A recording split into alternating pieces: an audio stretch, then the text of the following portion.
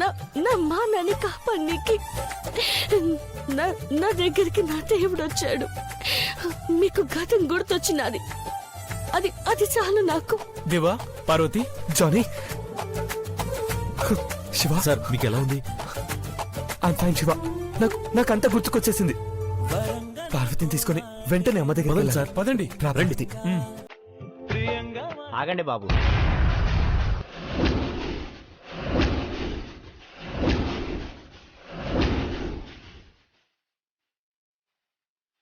మీరు ధర్మాన్ని విస్మరించి వెళ్ళటం తప్పు నాయన. నేను ధర్మాన్ని తప్పను. దుర్మార్గులు చేసిన పనికి నా పార్వతి సిగ్గుతో తలదించుకుంది. అమ్మవారి చీరను తీసుకుని వెళ్ళి కప్పడం తప్ప? చెప్పండి స్వామి. నువ్వు వివస్త్రాలైన ఒక అమ్మాయి గౌరవాన్ని కాపాడావు. అయితే ఏ ఆడపిల్లైనా నగ్నంగా చూసేది ఆమెను కట్టుకున్న భర్త మాత్రమే.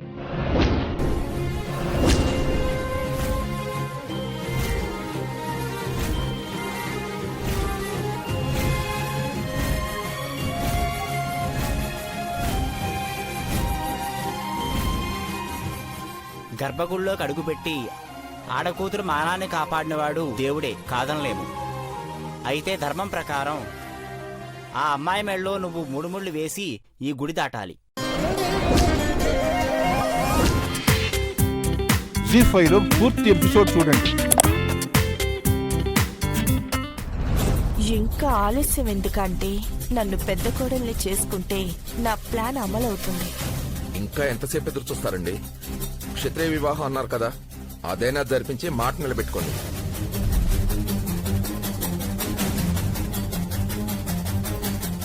అంకుల్, అనవసరంగా ఆంటీ వాళ్ళని అనకండి. వాళ్ళెంత ఓపిక్గా ఉన్నారో మీకు అర్థం కావట్లేదా? అమ్మా అఖిలాండేశ్వరి, బ్రహ్మ ముహూర్తం మొదలైంది. చిన్నబాబు, నా పెద్ద కొడుకు మీ అన్నయ్య క్షేమంగా ఉండాలంటే ఈ పెళ్లి జరగాలి. మా నాన్న ప్రచండ భూపతి రాజా వారిచ్చిన ఖడ్గాన్ని తీసుకురా.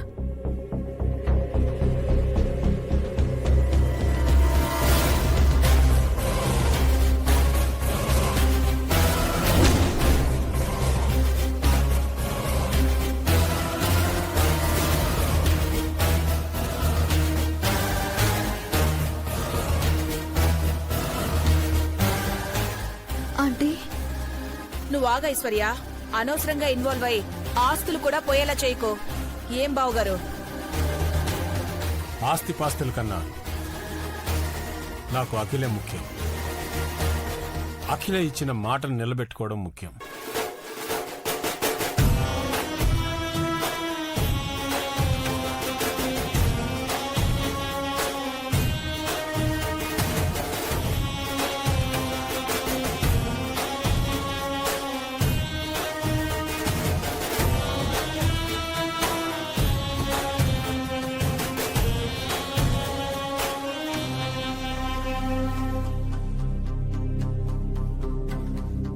అమ్మా నీలాంబరి, కూర్చోమ్మా.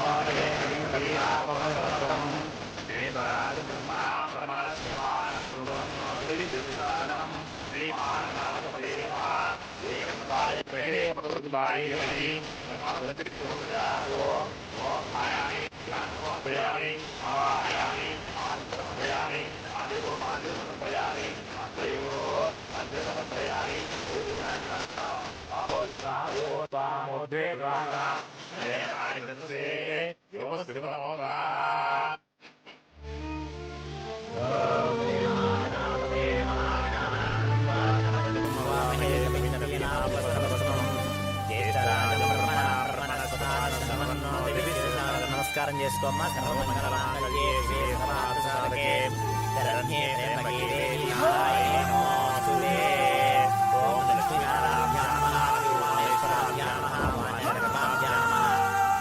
పెద్దబాబు, నువ్వెక్కడున్నావో తెలియదు కానీ నీకేం జరగకూడదని పెళ్లి జరిపిస్తున్నాను. నీకు గతం గుర్తొచ్చాకే పెళ్లి పీటల మీద కూర్చోబెట్టాలనుకున్నాను. కానీ అమ్మ మాట తప్పరాదని నువ్వు వెళ్ళి ఇక్కడ ఇన్ని మాటలు పడుతున్నా. అందుకే క్షత్రియ వివాహం జరిపిస్తున్నాను నాన్న.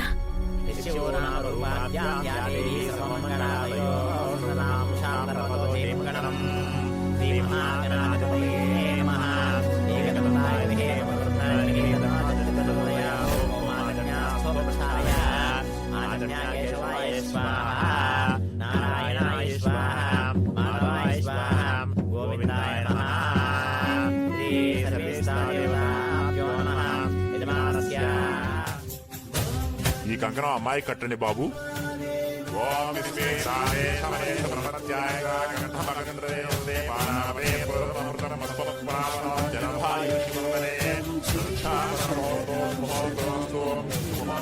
భస్మప్రావణోచ్చరవాయు ఋషిబంధనే రక్షాబంధన ముహూర్తో సుముహూర్తోస్తు సుముహూర్తకాలే సూర్యాదీనా నవానాం గ్రహాణాం అత్యంత శుభ ఆనుకూల్యతా ఫలసిద్ధిరస్తు.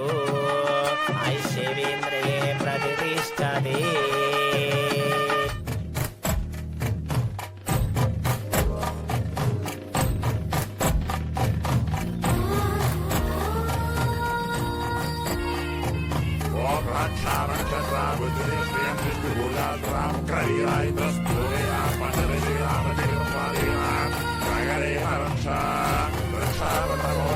కంకణం కట్టమ్మా. ఓం బృహక్షామక్షత్రాబుద్ధినిష్ణ్యం దిష్టభోజా సుపతాముగ్రవీరాయింద్రస్తోమేన పంచదశేన మధ్యమితం వాదేన సగరేణ రక్షా రక్షాబదనముహూర్తోర్ముహూర్తోస్తు అత సుముహూర్తకాలే సూర్యాదీనా నవా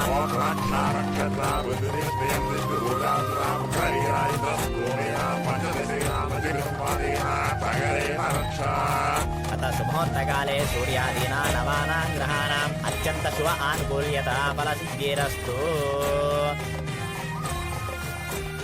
ధర్మే చ అర్థే చ కామే చ మోక్షే చ అనే ఈ 4 పురుషార్థాలు నెరవేరుస్తానని ప్రమాణం చేయి బాబు. అమ్మా అఖిలాండేశ్వరి, మీ చేతుల మీదుగానే ఈ పెళ్లి జరగాలి. ఈ ఖడ్గమే ఇప్పుడు నీ కొడుకు దేవేంద్ర అనుకో తల్లి. జీలకర్ర బెల్లం పెట్టించాలి.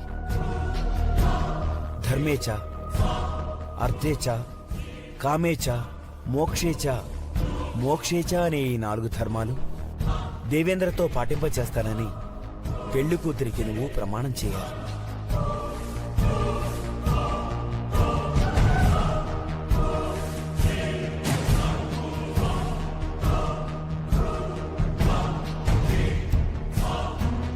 ధర్మేచ,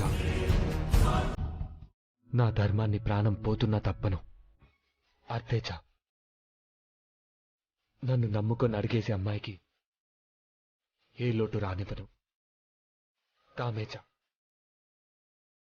కష్ట సుఖాల్లో పాలు పంచుకొని సదా తనని సంతోషపెడతాను. మోక్షేచ, దీర్ఘ సుమంగళిగా ఉండేలా సుమంగళిగానే వెళ్లేలా చూస్తాను.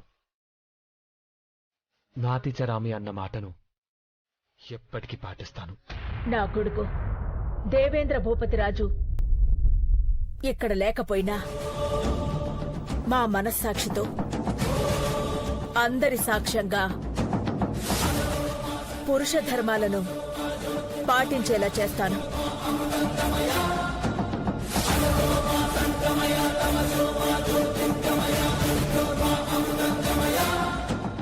నీలాంబరిని నా పెద్ద కోడలిగా నేను స్వీకరిస్తూ జీవితాంతం నా కొడుకు మాట తప్పకుండా కలిసి కాపురం చేసేలా చూస్తాను. ఇది ఘట్టమనేని కుటుంబం చేస్తున్న ప్రమాణం ప్రమాణం ప్రమాణం ప్రమాణం.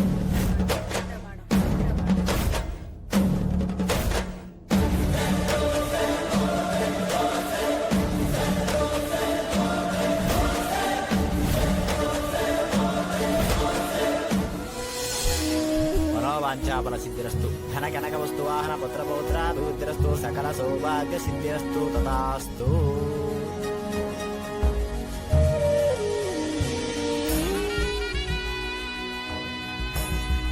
అమ్మ కోసం వెళ్ళిపోతానన్న మమ్మల్ని ధర్మం కోసం ఆపారు. పార్వతిని పెళ్లి చేసుకొని ఇప్పుడు తల్లిదండ్రుల ఆశీర్వాదం కోసం వెళ్తున్నాను స్వామి. జరిగేదంతా మన మంచికే అనుకుంటే ఏ సమస్య మనల్ని ఏమీ చేయదు. వెళ్ళండి. శుభం భూయాత్.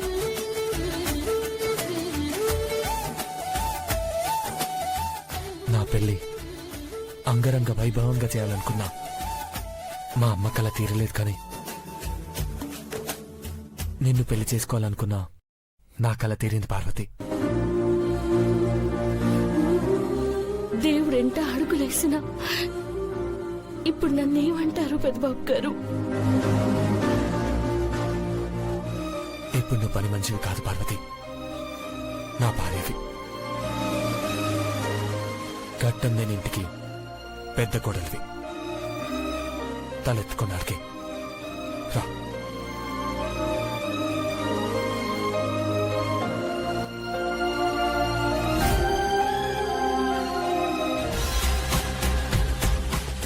మా బ్రో వచ్చేసాడు.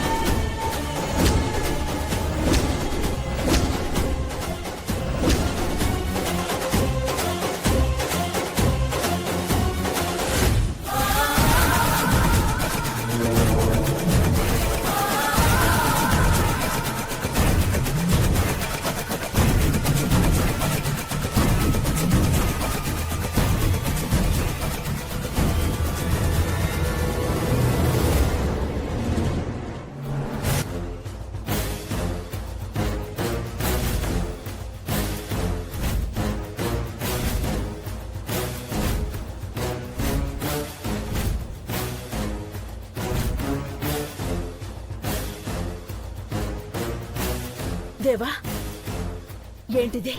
ఏం జరిగింది? ఏమిటిదంతా? పార్వతి మెళ్ళ తాళి కట్టానమ్మా, తాళి కట్టాను, తాళి కట్టాను.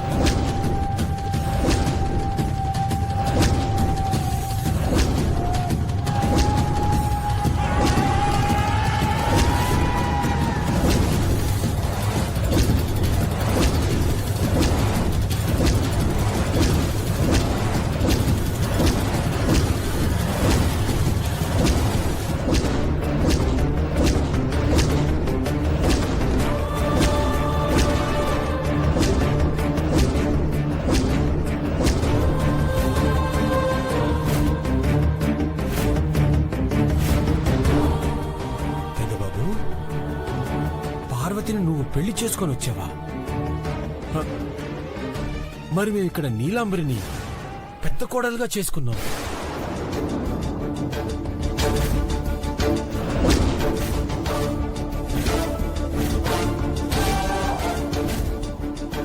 అవును బ్రో, నువ్వు టైంకి రాలేదని, బ్రహ్మముహూర్తం దాటిపోతే నీకు ప్రమాదం అని కట్నాన్ని అక్కడ పెట్టి క్షత్రియ వివాహం జరిపించారు. పెద్దబాబు గారు, మీరు ఎందుకిట్ట చేసినారని అడగం. పార్వతి, నువ్వు ఎందుకిట్ట చేసినావే? పని మనిషి పెద్ద కోళ్ళు అవటం ఏందే? ఆగవయ్యా హనుమంతు, నీ కూతురు కనబట్లేదని చెప్పి ఆ తర్వాత పెదబాబు కనబట్లేదని వీళ్ళు కంగారు పడ్డారు. ఇప్పుడేమో నీలాంబరి క్షత్రియ వివాహం. ఎందుకండి? ఫోటోల కోసమా, వీడియోల కోసమా, పరువు కోసమా? ఆపండి, ఆపండి, ఆపండి, ఆపండి. నేను ప్రేమించిన అమ్మాయినే పెళ్లి చేసుకొచ్చాను. ఇందులో తప్పేం లేదు.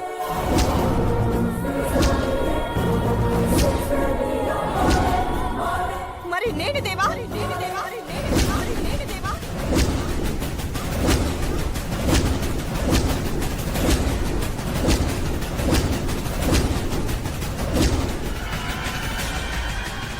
అంటే ఇక్కడ జరిగింది పెళ్ళని వీళ్ళంటారు, పెళ్ళం మాత్రం ఈ పార్వతి అంటావు, అంతేనా? ఇంకా ఇంకా అంటావేంటి దేవా? నేను నీకు సోది చెప్తున్నానా? పెదబాబు పార్వతి గురించి చెప్తే వింటాడు గాని నీ బాధ చెప్తే వింటాడా? దేవా ప్రేమించింది నన్ను, కానీ ఈ మాయలాడి ఏం చేసిందో ఏంటో. ఇప్పుడు దేవా పార్వతిని ప్రేమించానని చెప్తున్నారు. ఇంకా ఇంకా ఇంకా అంటున్నావు గాని నా మాట అంటే నీకు విలువలేదా? నేను మనిషినే కాదా? నువ్వు మంచివి కాదు, నువ్వు నాగపాంవి, చంద్రముఖివి, చంద్రముఖివి, చంద్రముఖివి, చంద్రముఖివి.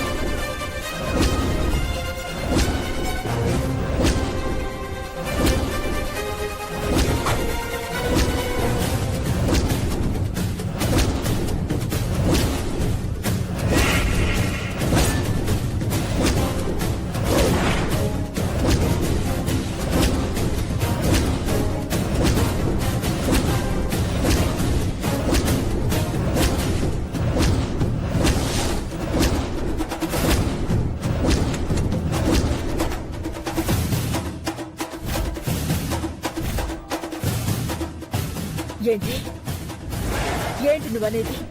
నాగపడగల చంద్రముఖి నీలాంబరిగా వచ్చిందమ్మా. నన్ను నమ్మించి వంచించి గట్టం లేని కుటుంబాన్ని అంతం చేయాలని చూస్తుంది.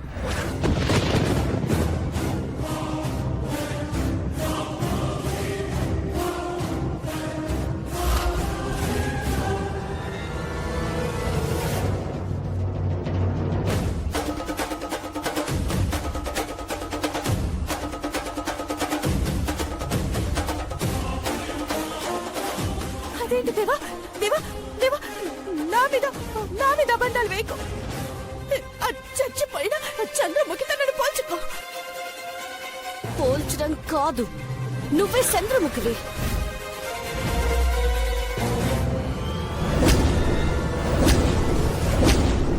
పెదబాబు గారిని పెళ్లి చేసుకొని తప్పు చేసింది నువ్వు, అమ్మాయి గారిని అంటావా? ఎవరు ఏంటో దేవా చెప్పాడు అంటే నమ్మి తీరాల్సిందే.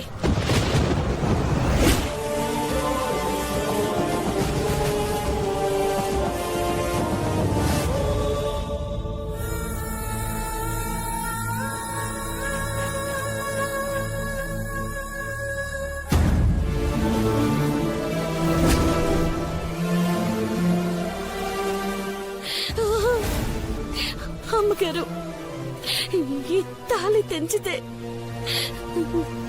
పెద్దబాబు గారు ఏమైపోతారో అన్న భయం పెరుగుతుంది. అమ్మగారు తెంచకండి.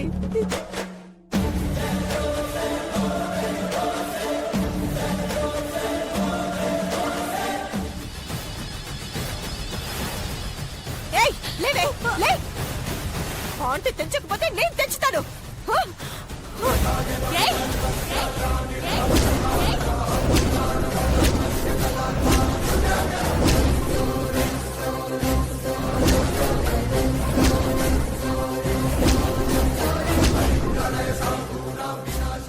నా దేవుడు కట్టిన తాళి తెంచడానికి ముందుకొస్తే మెడలో తాడులా వేసిన దీంతో నీ మెడకి ఉరి బిగిస్తాను చంద్రముఖి.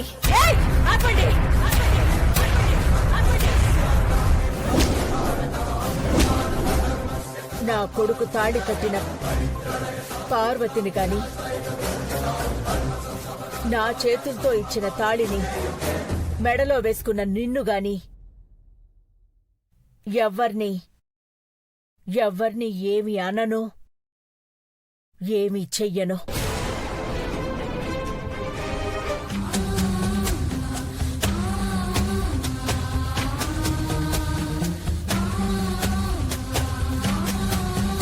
ఎక్కడికెళ్ళావు పెద్ద బాబు?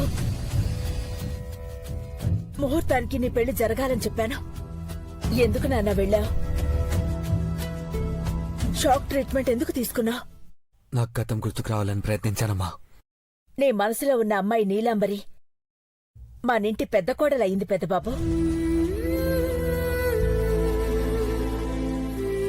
నువ్వు సమయానికి రాలేదు అని క్షత్రియ వివాహం చేశాం. ఇప్పుడు మనింటి పెద్ద కోడలు నీలాంబరి.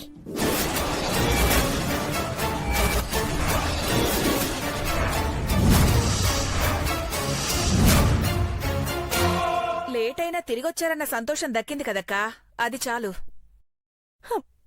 పెళ్లి సమయానికి దేవా లేకుండా పోయారు. దానికి కారణం పార్వతి ఆంటీ. అవును, పార్వతే కారణం.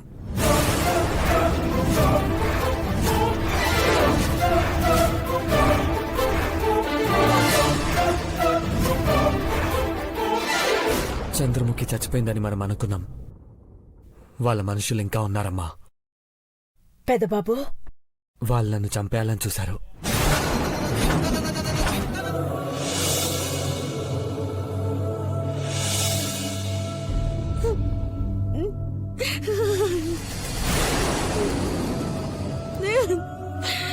పార్వతి, ఏమైంది పార్వతి? ఎందుకు ఏడుస్తున్నావు? లే, ఏమైంది? ఏమైంది పార్వతి? ఎందుకు ఏడుస్తున్నావు? పూట గడవడానికి కూలి పనికి పోయి ఆడపిల్ల పట్నం వచ్చినది. అన్నం కోసం, ఆకలి తీర్చుకోవడం కోసం గుడి మెట్ల కాడ కూసంత స్థలం కూడా దొరకనీకి కష్టమయ్యే పట్టణానికి పేద పిల్లొచ్చినది. అదృష్టం కొద్ది అయ్యుండే చోట, మా రాసులుండే చోట తలదార్చుకునే చోటు దొరికినది.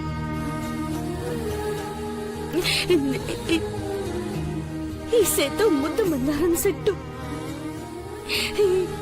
ఈ సేతో 2 జతల బట్టలు, ఎంతేమో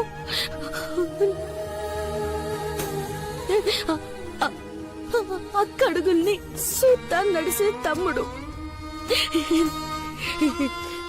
ఇవి ఆస్తులనుకుని మురిసిపోయి తెలియక తప్పులు చేసిన అమాయకురాల్ని, పని మనిషిని,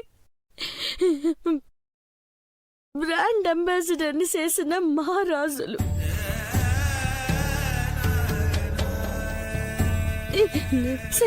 చేతులెత్తి దండ పెడతానంటే ఆశయ్య అట్టుకుంటానని, నన్నే కట్టుకుంటానని చెప్పి గతం తప్పిన మాట తప్పని చక్రవర్తి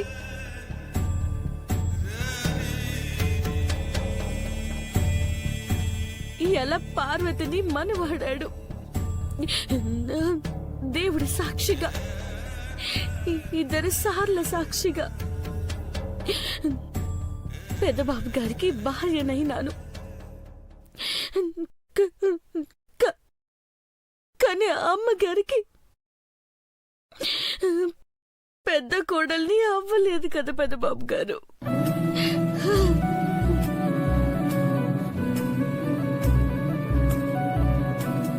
నువ్వు నా భార్యవని ప్రపంచానికి తెలియకపోవచ్చు, కానీ కలిసి బతకాల్సిన మనకు తెలుసు కదా పార్వతి.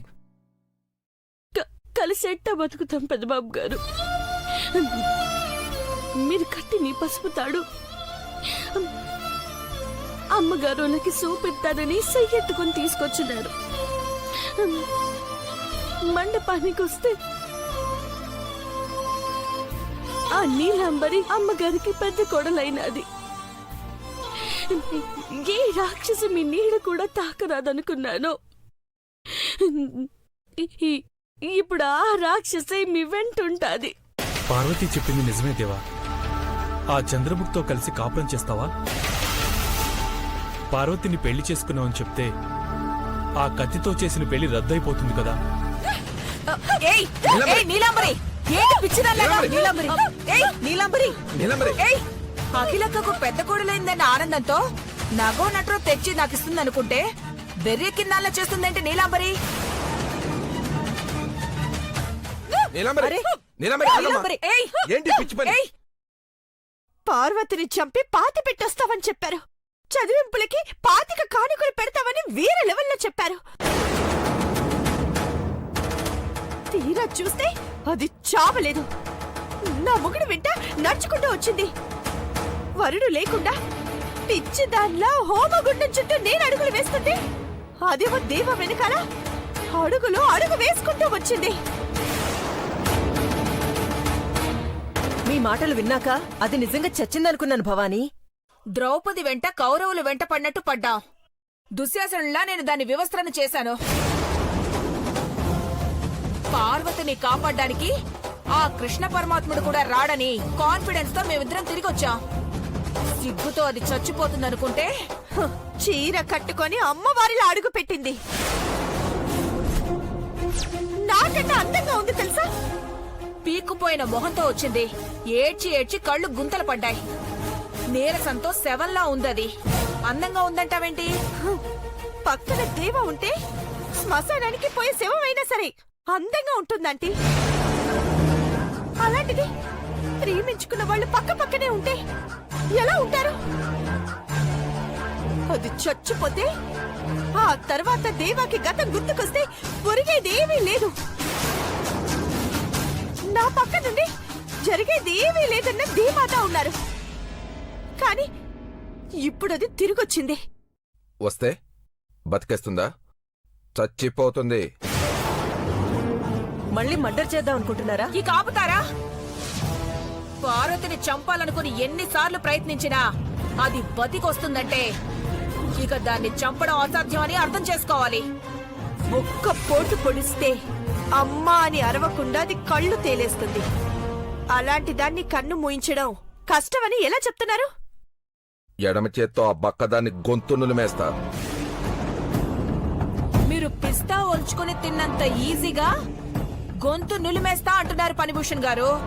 పార్వతి జాతకాన్ని కళ్ళార్పకుండా చదివిందాన్ని. దాన్ని చంపడం ఆషామాషీ కాదు. మరైతే పార్వతి ఎలా చేస్తుంది? దాన్ని చంపలేమా? చంపొచ్చు. ఎలా?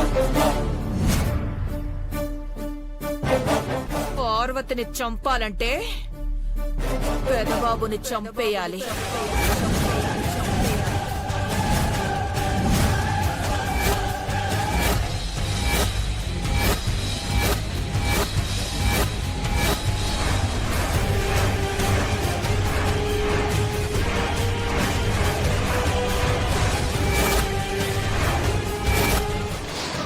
పార్వతి ప్రాణం నిదానంగానైనా తీస్తాం కానీ నీలాంబరి బొట్టు చెరిపేయలేం.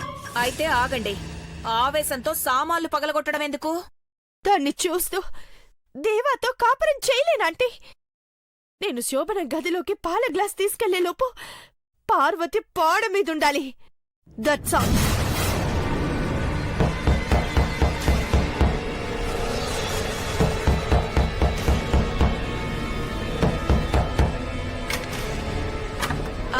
ఐశ్వర్య, ఏం చేస్తున్నారు లోపల? నువ్విక్కడున్నావేంటాంటీ? ఈ రూమ్ లో ఏసీ బాగా వస్తుందని చెప్పి వచ్చాను ఐశ్వర్య. మీరొకరు ఇంటికెళ్ళడానికి టైం అవుతుంది. రాహుకాలం వస్తుందని అందరూ కంగారు పడుతుంటే మీరిక్కడ తాపీగా ఉన్నారు.